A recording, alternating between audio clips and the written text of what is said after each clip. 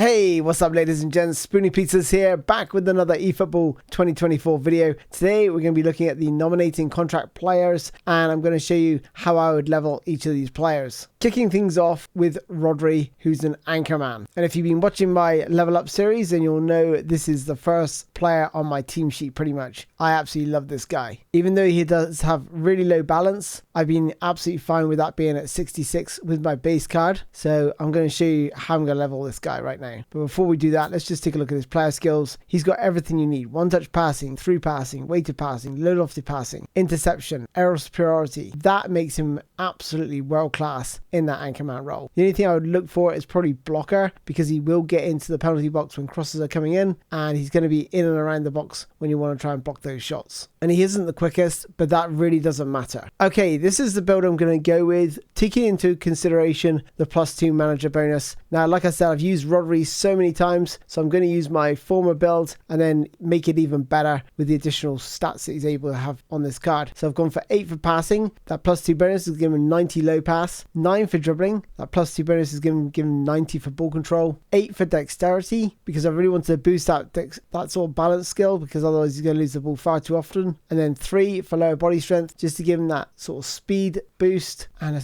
boost to his stamina. So his stamina is going to be 85 by the time we've got the +2 manager boost. And then 6 for defending, going to make him a far more capable midfielder in terms of his defensive aspect than perhaps his original base card that I leveled. So it's an absolute fantastic signing and definitely giving me my #1 recommended player from the nominating contract pack. The next player we're going to be looking at is Diogo Costa, who plays for FC Porto, an attacking goalkeeper, and we're going to just see just how well we can develop this player. So this is the build I would go for Diogo Costa. Goalkeeping 10 in #1 category, goalkeeping 2 category 9, and goalkeeping 3 category 4, and then 1 point into aerial strength just to boost his jumping. And the key factor here is getting that goalkeeping awareness up to 90 and above. I wanted his reach to be as high as it could be, and I also want to keep those reflexes in check as well. So that's why I opted for this build. Didn't feel like I needed to go too far on his reflexes, but definitely needed to increase that reach. I think this is going to give you a very, very solid build. And obviously with the extra point into jumping, this means he's able to come out and claim crosses a little bit more easy, especially considering his catching's only 80. Next up is centre back Minkovich, who's an extra frontman play style. And considering his height at 195 centimeters, he's actually pretty quick with that 69 for speed. So let's just take a look at his player skills before we look at how to build him. So he's got all the right player skills here: man marking, blocker, aerial superiority, and slide tackle. It's a bit of a shame that he doesn't have interception, so you're gonna have to try and get that through the additional player skills. And this is how I'd build him. I was partially tempted to put all 15 points into defending, but as a minimum you need that defensive awareness to be 90, and with the +2 manager bonus you are going to get that. Gone for 4 for aerial strength and 4 for dexterity to boost that acceleration, because it was simply far too low. So that is my build for Minkovich. Not a bad defender, but there are better GP offerings in the likes of Varane, Van Dijk, possibly Koulibaly if you want a similar build. But yeah, in my opinion, I think he's worth a pass.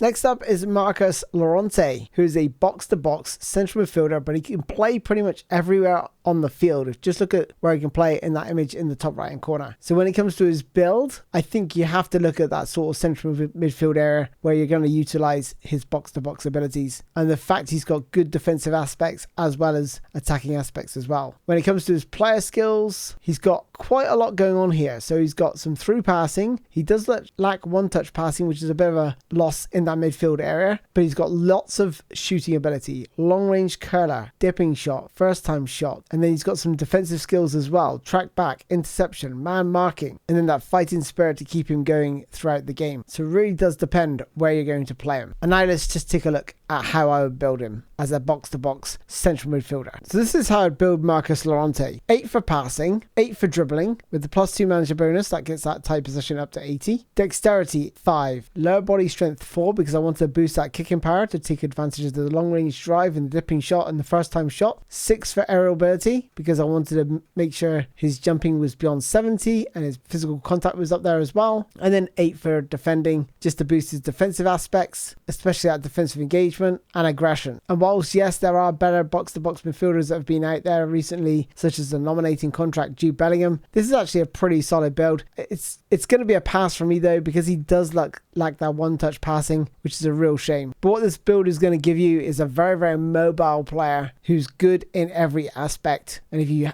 do lack a box-to-box midfielder, this isn't a bad option if you've got a 5-star nominating contract pack. But like I said, there's better offerings out there as box-to-box midfielders. It's maybe a player I would perhaps leave on the bench because he can literally play in multiple roles across the field. He's very versatile. Next up is John Mcin, another box-to-box midfielder. And I think when you look at this build, you're going to look at and notice his tight possession, his kicking power, because I'm pretty sure if we look at his player skills, it is going to be sort of, he has got this great shot on him. So you can sort of see there, he's got long range curler, dipping shot, acrobatic finishing, and then along with that, he's got one-touch passing, weighted passing, low-lofted passing, and interception, which in my opinion makes him already a better midfielder than Lante. However, very, very different players. Lante is more quick across the ground, whereas Mcin is going to be more of a player that's better with the close control and taking those long-range shots. However, whilst Lante lacked one-touch passing, which Mcin has, Lante had through passing, which Mcin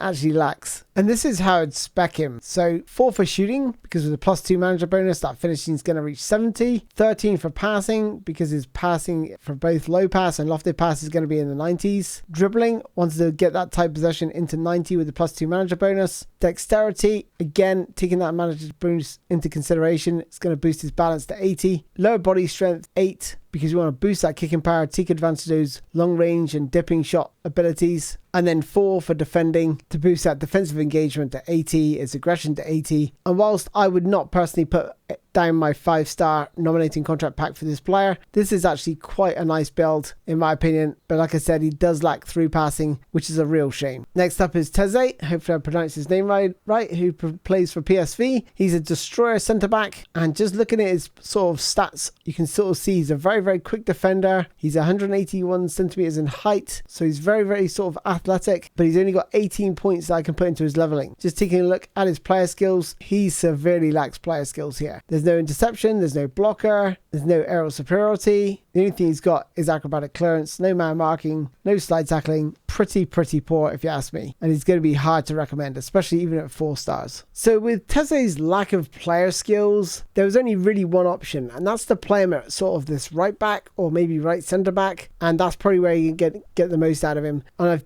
made a build specifically for that position because his defensive awareness, you just can't get it high enough to make him worthwhile. Like I said, he lacks all the player skills to even think about playing him in the centre. That'd be just so risky. So if you are going to get him, which I would advise against, but if you really need him and really want him for your team, this is going to be his best position. This right-sided, either playing as a right back or a right-sided centre back if you're sort of doing the meta 3 centre backs with a left back. And this is how I would spec him. So 5 for passing. With the +2 manager bonus, you can get a low pass of 80. 9 for dribbling. Again, going to get 80 for ball control, 81 for dribbling, 75 for tight possession. 4 for dexterity, so it's going to give you 85 acceleration with that +2 manager bonus. The lower body strength, I just wanted to just boost that as well as the aerial strength by 1. The reason I boosted by 1 is because his jump would then become 80 as well. And then defending 5, so I wanted to make sure his aggression didn't go above 80 even with the manager boost, and with the defensive awareness and defensive engagement 80 and above, you're going to get the benefits of those stats as well. So that is how I would spec him. But again, in all honesty, I would pass on this guy, especially at a 5-star card. If he was 4-star, he might make a nice utility fullback, but in all honesty,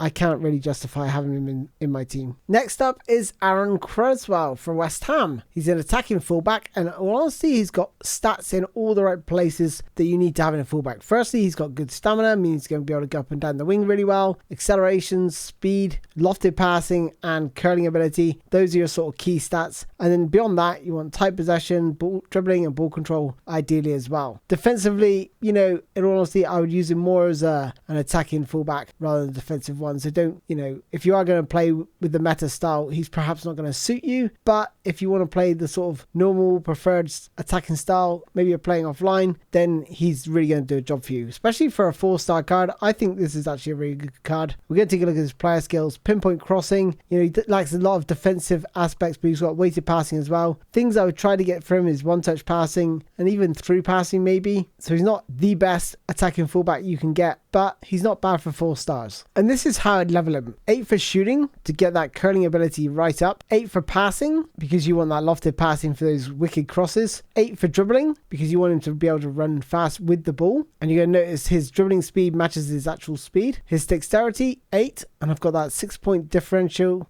between acceleration and speed, which is great in terms of how he's going to feel on the ball. He's going to have, with the +2 manager bonus, over 80 balance. And for lower body strength, again, you need that kicking power. You need the kicking power, the lofted passing, and the curling to make him a wicked crosser of the ball. And I think this is going to make him a very, very nice attacking fullback, traditional attacking fullback. Like I say, you just need that one-touch passing and through passing. And if you can get it, interception, ideally, but if you can definitely get the one-touch passing, that's going to be the essential one to make this go from a good 4-star card to a great 4-star card. And finally in this pack is Spoony, a fox in the box. And he's 186 centimeters in height. He's not the quickest, but he's got good attacking awareness. He's got good finishing, good heading, good jumping ability, good kicking power. So he's literally just going to be one of these players that really doesn't touch the ball all that much because he's too slow off the ball, too slow on the ball. He hasn't got any sort of passing ability. You just want him in the box. Does mean you're going to need someone alongside him to support him and help him out a little bit with the build-up play. So perhaps a 4-4-2 or a 4-3-3 with 2 strikers in and around him with different play styles. Maybe a deep line forward or a classic number 10. But let's take a look at his player skills. First time shot and heading are essential for this guy. Super sub means he can come off the bench and get a little bit to his stats. One thing I would like to see try and attain is aerial superiority. But let's see how I would level him.